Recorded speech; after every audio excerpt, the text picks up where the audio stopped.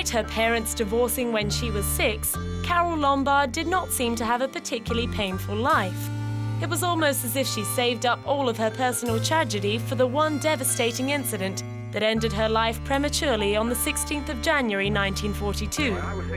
Famously feisty and a lover of practical jokes and parties, Lombard was one of Hollywood's favorite screwball comedy stars of the 1930s and early 40s. Only 5'2", the little dynamo was a natural comedian who lit up the screen in films like My Man Godfrey, Nothing Sacred, and To Be or Not to Be. Her first marriage was to actor William Powell, 16 years her senior. They wed in 1931 and divorced 2 years later, but even this wasn't a great trauma, as the two remained friends and enjoyed working together even after their split.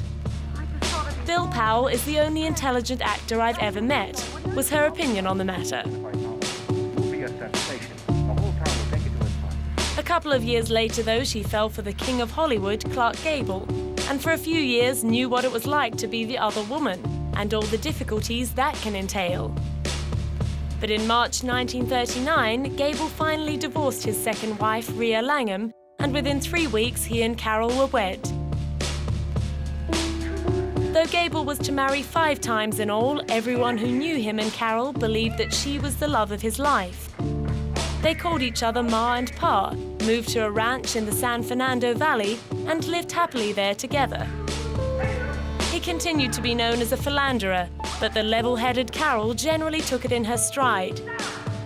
There was a rumor, however, that in 1941 he began an affair with Lana Turner, with whom he was filming the movie Somewhere I'll Find You. Carole was attending a war bond rally in Indiana, and the story goes that in January 1942, she got wind of the affair and so decided to catch a plane home instead of traveling by train. The plane crashed and all 22 passengers were killed, including Carole and her mother. Gable was devastated